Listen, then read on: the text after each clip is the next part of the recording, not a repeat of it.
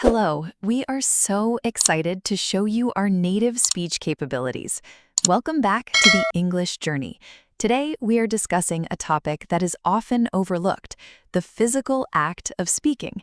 My name is Anna, and I am here to guide you through how to train your mouth to speak English naturally and fluently. And I am Abel. I am so glad to be here with you, Anna. Many of us know the grammar and the words in our heads, but when we open our mouths, our tongue feels heavy and the words don't come out right. Today, we want to talk about the gymnastics of English and how to make your mouth muscles work for you. That word, gymnastics, is actually a perfect way to begin this conversation, Abel. Because when most people think about learning English, they think about vocabulary lists, grammar rules, and maybe watching movies or reading books. And those things are all important, but almost nobody thinks about the physical workout that speaking a language actually requires. Your mouth, your tongue, your lips, your jaw, your throat, all of these are muscle systems, and just like any other muscle in your body, they need to be trained. That is such a different way to think about it. I always thought that if I just memorized enough words and studied enough grammar, the speaking would come naturally. But it did not work that way for me at all. I remember studying English for years, and I genuinely knew the words, but when I tried to have a conversation, I would freeze. The word was right there in my head, but my mouth just would not produce it correctly. You are describing something that millions of language learners experience, and it has a very specific explanation. Your brain and your mouth are two different systems. Your brain can recognize a word, understand its meaning, and even know exactly how it should sound. All of this can happen in a fraction of a second. But speaking that word out loud requires a completely separate physical process. Your brain has to send a signal to your tongue, your lips, your jaw, and your breath, and all of those parts have to coordinate together at exactly the right moment. If those muscles have never practiced that specific movement before, the signal gets confused. The movement is slow, awkward, or simply wrong. So it is almost like my brain was the coach, but my mouth was a player who had never been to practice. That is an excellent analogy. Exactly right. Think about learning to play the piano. When a beginner sits down at the piano, they might be able to read the sheet music perfectly. They understand that this note goes here and that note goes there. But their fingers have never done these movements before. So when they try to play, the music comes out slow, uneven, and full of mistakes, not because they do not understand the music, but because their fingers have not been trained yet. Speaking English as a second language is identical to this. The knowledge is in your head, but the skill lives in your muscles, and skills are only built through repetition, through consistent physical practice, not through more studying. And I think this is something that nobody told me when I was learning. My teachers always said, study more, read more, listen more. And those are good things, but nobody ever said, open your mouth and physically practice making these sounds for 30 minutes every day. Nobody said to treat it like going to the gym. And that is a fundamental gap in how language is often taught. We spend enormous amounts of time on the passive side of language, listening, reading, studying, and we spend very little time on the active, physical production side. Now, I want to be very clear. The passive side is important. You need input. You need to hear the language and read the language. But if you want to speak fluently, you have to balance that with active, physical, vocal production. You have to move your mouth. You have to make sounds. You have to do this every single day. Okay, so let us go deeper into this idea of muscle memory. I've heard this term before in sports and music, but can you explain what it actually means and how it applies to speaking English? Muscle memory is one of the most fascinating concepts in all of human physiology, and it absolutely applies to speech. Here's what happens in your body. When you perform a physical movement for the very first time, your brain has to work very hard to coordinate that movement. It's a conscious, effortful process. You're thinking about every step. But when you repeat that exact same movement many times, dozens of times, hundreds of times, something remarkable happens in your brain. The movement pathway becomes what we call myelinated. A protective coating forms around the nerve pathway, and this makes the signal travel faster, much, much faster. What was once a slow, conscious, effortful movement becomes a fast, automatic, unconscious movement. That's muscle memory. So it is literally a physical change in the brain. Absolutely. It's a neurological change. Your brain physically rewires itself to make repeated actions more efficient. This is why a professional pianist can play thousands of notes per minute without consciously thinking about where each finger goes. Their fingers have made those movements so many times that the movements have become completely automatic. And this is exactly what happens in fluent speech. When a native English speaker says the word thought, they don't consciously think about pulling their tongue back, raising the back of the tongue, rounding their lips slightly, and producing a soft, low vowel sound. They just say the word. The movement is automatic because they have made that movement many thousands of times throughout their entire lives. But for me, every time I try to say the word thought, I have to think about it. And while I'm thinking about the sounds, I've already lost the conversation. That's the precise problem that muscle memory training solves. Right now, when you speak English, you're using conscious processing for movements that should be unconscious. That uses up brain space and time that you need for the actual content of the conversation, for thinking about what you want to say next, for understanding what the other person is saying, for choosing the right vocabulary. When your mouth movements are still in the conscious stage, you simply can't do all of those things at once. And the result is that you freeze, you hesitate, or you speak very slowly and carefully. The goal of physical speech training is to move those mouth movements from the conscious level down to the automatic subconscious level, and the only way to do that is repetition. So how many times do you actually need to repeat something before it becomes muscle memory? Research on motor learning, which is the scientific field that studies how humans learn physical movements, suggests that truly automatizing a movement can take anywhere from several hundred to several thousand repetitions, depending on the complexity of the movement and the individual learner.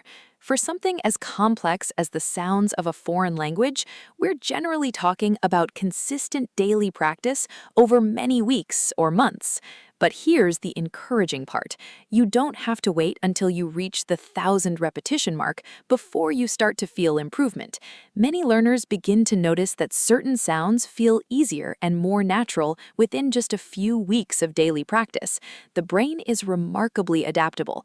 It starts optimizing the pathway from your very first repetition. That is actually very encouraging. I think a lot of learners, including myself, give up too soon because the progress feels invisible in the beginning. You have identified something very important. The progress in physical speech training is often invisible for a while, and then it suddenly becomes very visible. It's like pushing a heavy rock up a hill. For a long time, you're pushing, and the rock barely seems to move. And then suddenly, you reach the top, and the rock rolls effortlessly on its own. The consistency during those early weeks when you can't yet feel the progress is absolutely critical. That's when the neurological rewiring is happening. That's when the myelin is forming. You just can't feel it yet. Now I want to ask about a technique I've heard you mention before, shadowing. Can you explain what shadowing is and why it is so effective for building this kind of physical fluency? Shadowing is one of my absolute favorite techniques for speech training, and I believe it is one of the most powerful tools available to any language learner at any level. Here's how it works. You find a recording of a native speaker. It could be a podcast, a YouTube video, an audiobook, a movie clip, and you listen to it while simultaneously repeating what you hear as closely and as quickly as possible, like a shadow. You are not waiting for the speaker to finish a sentence and then repeating it. You are speaking at the same time as the speaker, just slightly behind them, following their every word, their every rhythm, their every rise and fall of intonation. That sounds incredibly difficult to do. It is challenging at first, and that is actually part of what makes it so effective. When you shadow, you are forced to pay attention to things that you would normally ignore when you just listen passively. You are listening for the exact rhythm of the sentence. You are feeling how the speaker connects one word to the next. You are noticing where the speaker pauses and where the speaker speeds up. And crucially, you are physically producing all of these patterns with your own mouth, your own tongue, and your own voice. You are not just hearing native speech, you are embodying it. I tried something like this once. I was watching a slow English podcast and I tried to repeat along, but I found that I was always a bit behind and sometimes I could not catch every word, and it became very frustrating. That frustration is completely normal, and it is actually a sign that you are pushing your limits, which is exactly what you want to do. But there is a practical approach to make shadowing feel less overwhelming. When you first start, choose material that is slightly below your comfort level in terms of vocabulary complexity. You want to be able to understand almost all of the content, because if you are also struggling with unknown vocabulary at the same time, it becomes too many challenges at once. Start with slow, clear speech.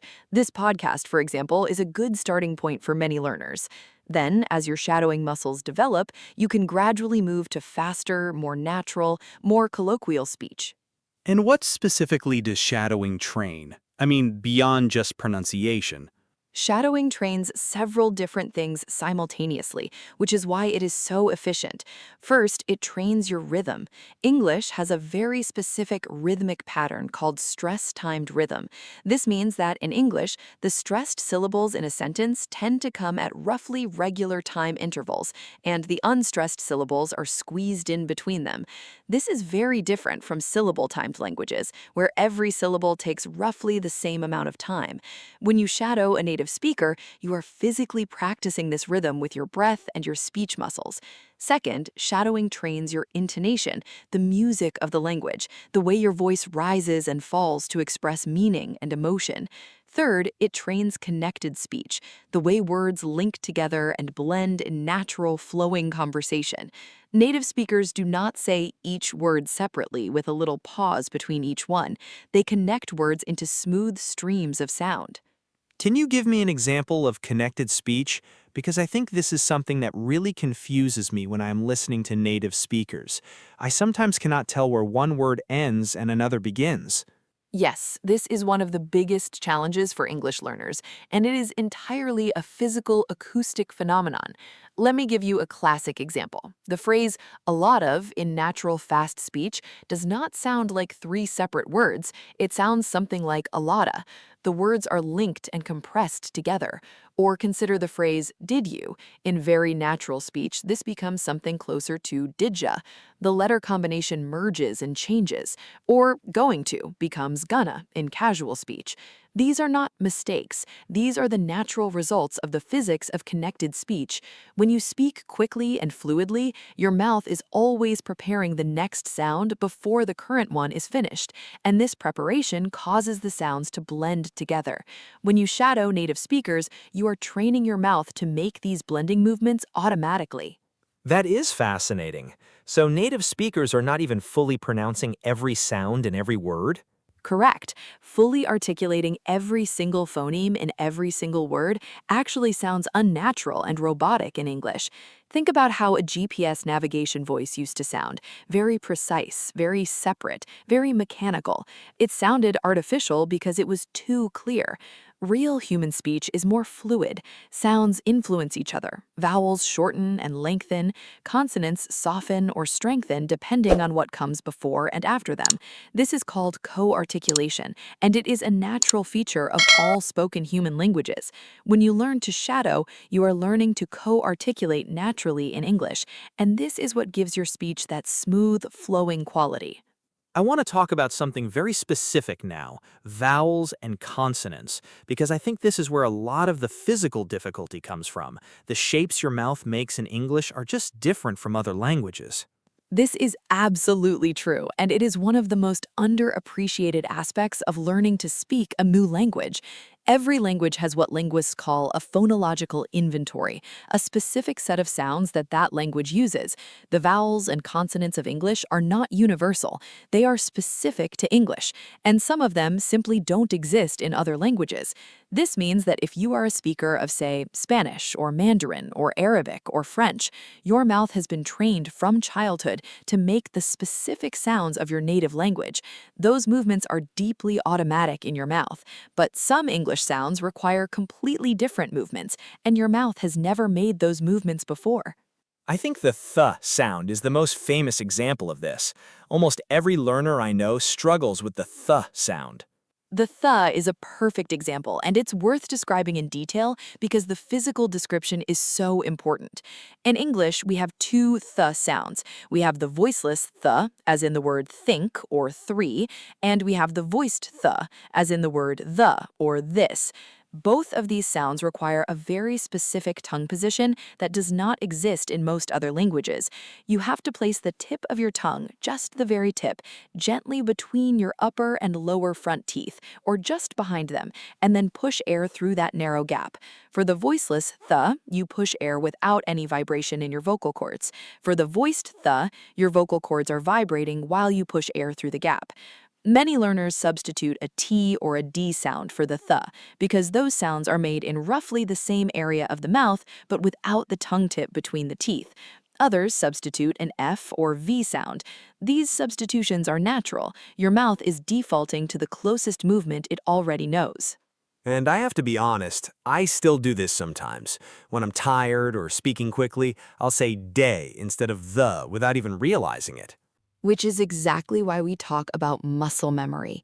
When you are tired, your brain defaults even more heavily to automatic, well-practiced movements. If the correct TH movement is not yet fully automatic for you, your brain will substitute the automatic movement it does have, which is the D sound. This is not a failure of intelligence or effort. It is simply a question of which neural pathway is stronger at that moment. The only way to make the correct TH pathway stronger is to practice it deliberately and consciously many, many times until it eventually becomes the automatic response. What about vowels? I feel like English has so many vowel sounds, and they are sometimes very hard to distinguish.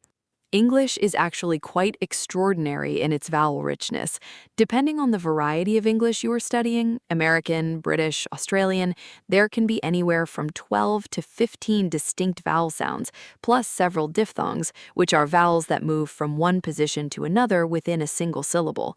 Compare this to a language like Spanish, which has only 5 pure vowel sounds, and you can immediately see why English vowels are challenging for Spanish speakers. Many of these vowel sounds require very precise mouth shapes and tongue positions. Let me describe a few. The vowel sound in the word cat, as in the flat, wide a, requires you to open your jaw quite wide and spread your lips sideways, almost like a flat smile, while keeping your tongue very low and flat in your mouth. This is a very different position from the similar sounding vowel in cup, where your jaw is still open, but your lips are more neutral and your tongue is slightly higher and further back. Or consider the vowel in good versus the vowel in food. Both involve rounded lips, but in good, your lips are only slightly rounded and the vowel is shorter, while in food, your lips are more tightly rounded and pushed slightly forward, almost like you are making a small circle with your lips. I never thought about it in such physical terms before. When I learned vowels in school, it was always about hearing the difference. But you're describing what your face and tongue and lips are actually doing.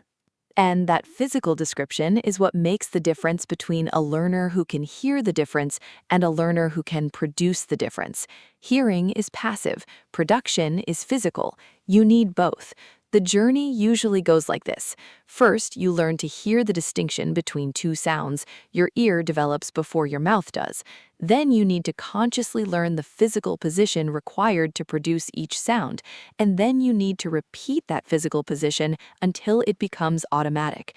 Many English courses spend a lot of time on the listening and almost no time on the precise physical description of how to position your mouth. We are addressing that gap today. I want to move to something you mentioned briefly earlier, the importance of practicing slowly before you can speak quickly. Can you expand on that? Because I think many learners believe that practicing slowly means they will always sound slow. This is one of the most important points in all of speech training, and the misunderstanding you describe is very common. Let me explain the principle clearly. When you are building a new motor skill, any new motor skill, accuracy must come before speed. Always. This is true for musicians, athletes, surgeons, and language speakers. If you try to play a difficult piano passage at full speed before you can play it at slow speed accurately, you will make errors. And here's the critical problem. If you repeat those errors many times, you are not building the correct movement pattern. You are building an incorrect movement pattern. You are creating muscle memory for the wrong thing. So practicing fast with mistakes actually makes things worse.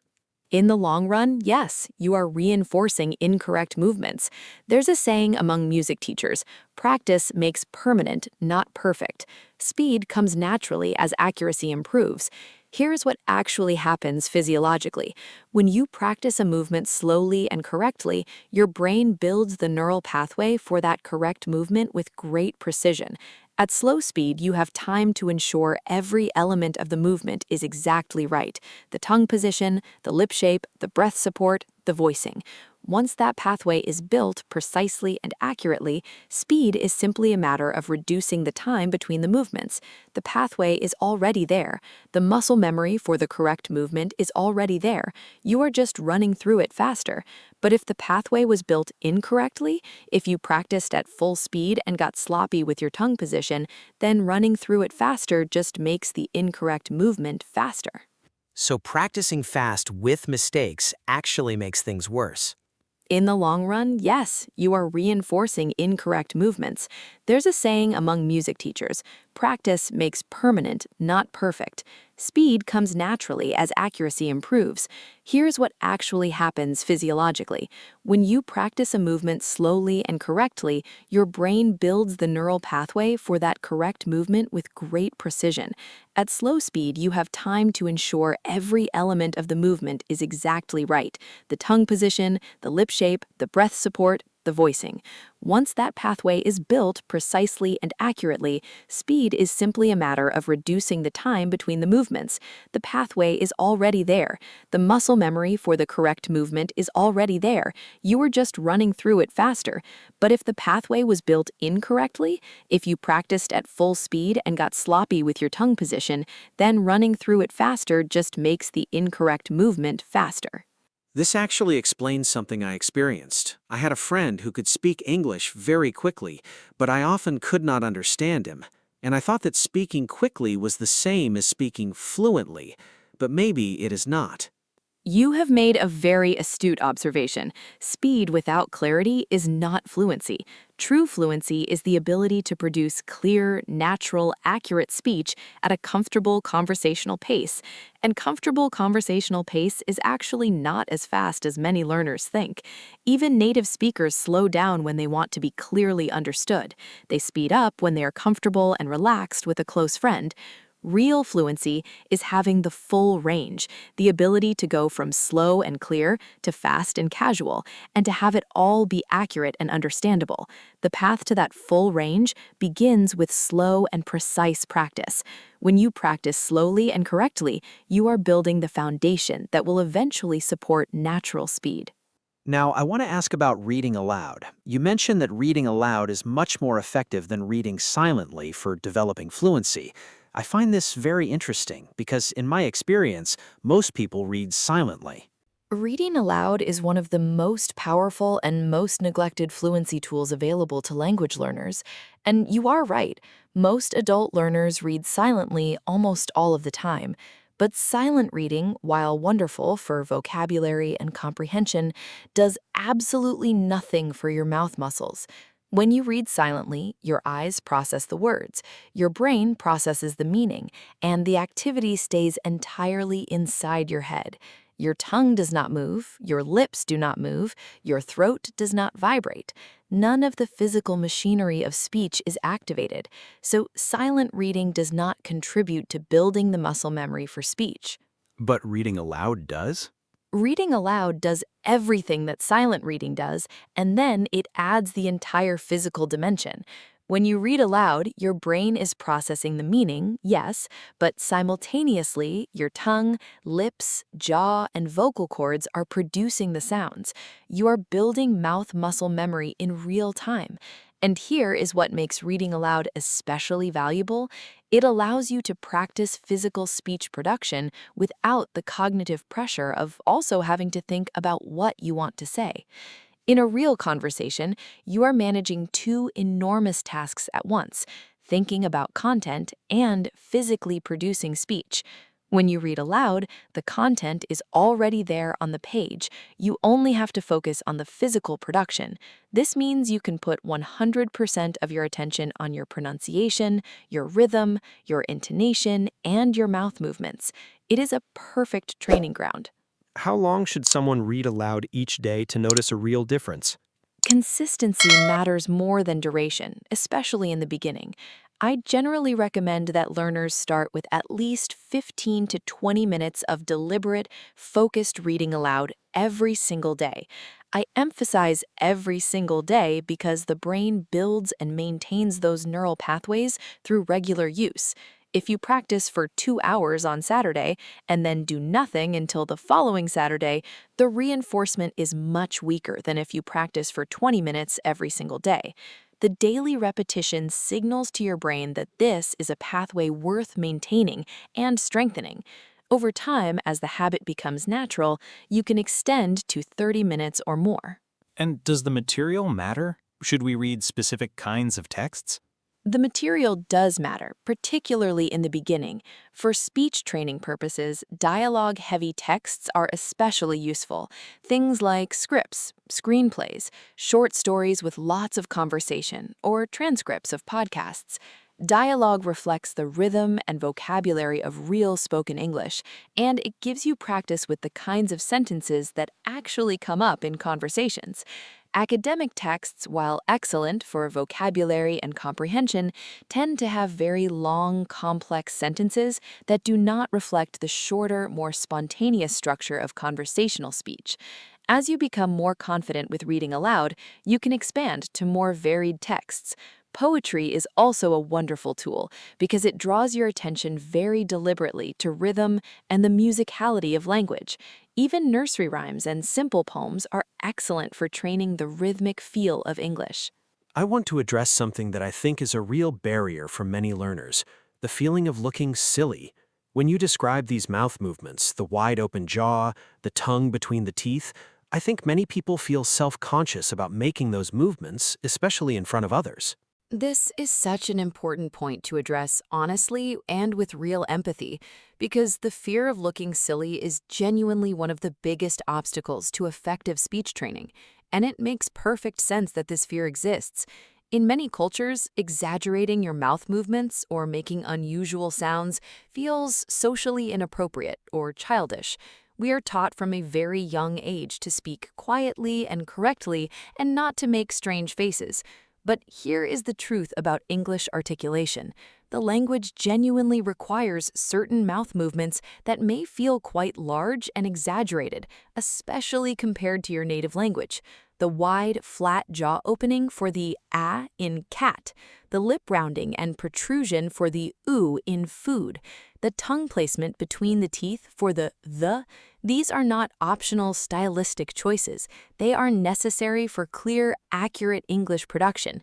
If you suppress these movements because you feel self-conscious, your speech will be unclear. So, the exaggerated movements are not just for practice, they are actually part of how English sounds, correct? Exactly. I want you to think about actors. When an actor is performing on stage in a large theater, they exaggerate their facial expressions and their voice projection so that the audience in the back of the theater can see and hear them clearly. Now, when that same actor is filming a close-up scene for a movie, they bring the expression down because the camera is right in front of them. But the underlying training, the ability to move their face and voice with full range, that is what gives them the power to calibrate. For English learners, especially in the early stages of physical speech training, practicing with slightly exaggerated mouth movements is the equivalent of stage acting training. You are building the full range of motion. You are teaching your muscles what the extremes feel like. Later, in natural conversation, your speech will naturally calibrate to a slightly more moderate version of those movements, but the sounds will still be clear because the muscle knows the full range.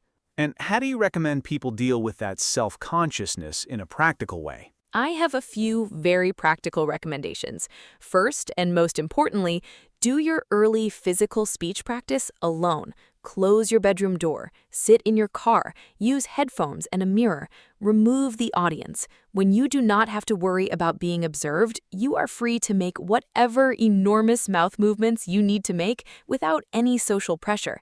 A mirror is actually an incredible tool. Watching your own mouth movements in the mirror while you practice allows you to see whether your tongue is in the right position, whether your lips are forming the right shape. It's like having a physical coach giving you visual feedback in real time. Second, I encourage learners to think of this practice time as their training session, just like an athlete's private practice. An athlete does not feel silly doing drills alone in the gym. They know that the drills are what build the ability to perform in public. Your private mouth movement practice is your drill. That reframing is really helpful. Think of yourself as an athlete in training, not as someone making a fool of themselves. Precisely. And I want to add one more thing about self-consciousness. In real conversations with native English speakers, I can tell you from experience that the person you're speaking with is far more focused on understanding your meaning than on judging the exact shape of your mouth. People are genuinely not as critical of our language learners as we fear they are. Most native English speakers deeply appreciate the effort that goes into learning another language. What they appreciate even more than perfect pronunciation is confident, clear, engaged communication. And that confidence comes from physical training. When your mouth has practiced the movements enough times that they feel natural to you, your body language becomes relaxed, your speech rhythm becomes more natural, and the overall impression of fluency improves dramatically, regardless of whether every single sound is perfect. I think that is so important. Confidence actually changes how people perceive your speaking ability. I have noticed that when I speak with confidence, people understand me better, even if my pronunciation is not perfect. That is a beautiful and accurate observation. Confidence affects your physical production of speech in very direct ways. When you're nervous, your muscles tighten, your throat tightens, your tongue becomes stiff, your breath becomes shallow. All of these physical changes make it harder to produce clear speech. When you're confident and relaxed, your muscles are loose, your breath is full and supported, and your tongue can move freely and accurately. This is another reason why physical speech training is so valuable. The more you practice, the more comfortable and natural the movements feel, and the more your overall confidence increases, creating a positive cycle. Let me ask about something we haven't addressed yet: warm-ups.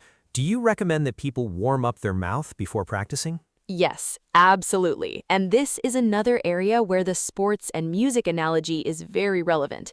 No professional athlete begins intense training without warming up their muscles first. No professional singer begins a vocal performance without warming up their voice. And similarly, for serious speech training practice sessions, a brief physical warm-up can genuinely improve the quality of your practice.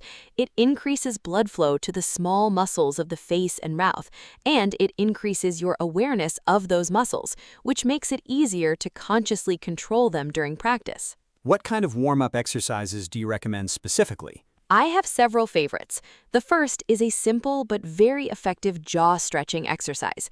You slowly open your mouth as wide as is comfortable, hold it open for a few seconds, and then slowly close it. Repeat this 5 or 6 times. This gently stretches the jaw muscles and reminds your body to keep the jaw relaxed and mobile during speech.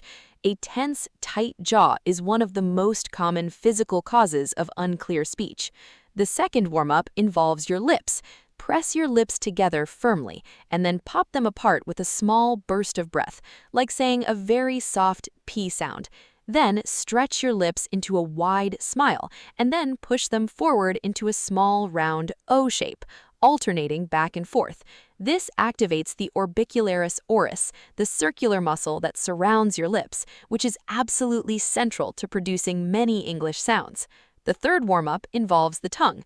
Press the tip of your tongue firmly against the back of your upper front teeth, and then slowly move the tongue tip back along the roof of your mouth as far as it can comfortably reach, and then bring it forward again. Repeat this several times. This stretches and activates the tongue muscles and increases your proprioceptive awareness of where your tongue is in your mouth, which is essential for precise consonant placement. Proprioceptive. Can you explain that word? Proprioception is your body's sense of its own position and movement. It's the sense that allows you to touch your nose with your eyes closed. You feel where your hand is without looking. For speech, proprioception is your sense of where your tongue, lips, and jaw are positioned inside your mouth without looking. Many people have relatively low proprioceptive awareness of their speech organs. They are not very conscious of exactly where their tongue is at any given moment. Physical warm-up exercises and deliberate, slow practice help to develop this awareness, and when your proprioceptive awareness improves, you gain much more precise, conscious control over your mouth movements, which directly improves your pronunciation accuracy. That's incredible. It's like developing a sixth sense for your own mouth. A perfect description. And as that sixth sense develops through consistent practice, you will begin to notice something wonderful happening. You'll start to feel when a sound is wrong before you even finish saying it. You will feel that your tongue was in the wrong position or that your lips were not rounded enough, and you will be able to self-correct. That level of self-awareness is a sign that your physical speech training is working. You are developing the internal monitoring system that native speakers use automatically. I also want to ask, how does all of this physical training connect to the larger goal of easy, natural conversation in daily life? Because everything we've talked about today sounds like quite intense, deliberate practice, but real conversation is spontaneous and unpredictable. This is the beautiful synthesis of everything we have discussed today, and it is worth explaining very carefully. The deliberate, careful, structured physical practice that we have been describing, the shadowing, the reading aloud, the warm-up exercises, the slow and precise repetition of individual sounds, all of this takes place outside of real conversation.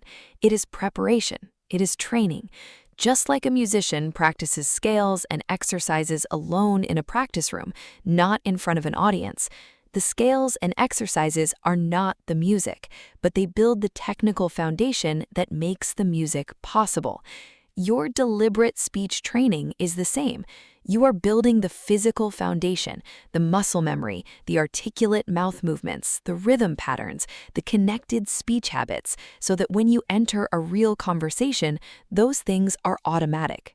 So the training frees up your brain during the actual conversation. Exactly. Every mouth movement that becomes automatic through training is one less thing that your conscious brain has to manage during a conversation. And when your brain is not struggling to coordinate the physical movements of speech, it is free to do the things that make conversation rich and engaging, to listen carefully to the other person, to think about what you want to say, to choose your words thoughtfully, to laugh, to empathize, to connect. Language is ultimately about human connection. The physical training is simply the bridge that allows you to connect without physical barriers getting in the way. That is beautifully said, and I think it reframes the whole journey. It's not just about sounding good, it's about being free to actually communicate. Precisely.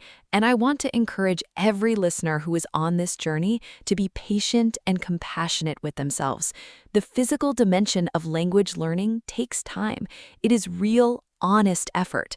Some sounds will come quickly, others will take weeks or months.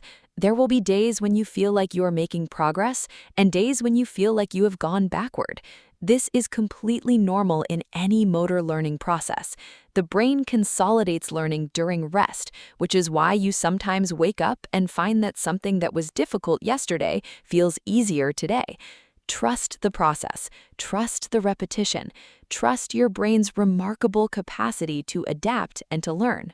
I love that. Trust the process. And I think the key takeaway for me personally from today's conversation is that speaking English is genuinely a physical skill. It's not just a mental exercise. My mouth needs to go to the gym just as much as my brain needs to study. And that is the simplest and most powerful summary of everything we have explored today. The gap between knowing English and speaking English is not filled by studying more vocabulary lists or memorizing more grammar rules.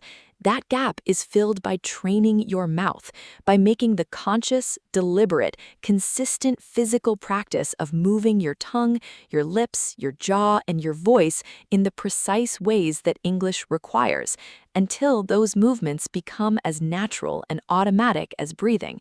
That is when English stops being a language you translate in your head and starts being a language you simply speak freely and fluently from your whole body.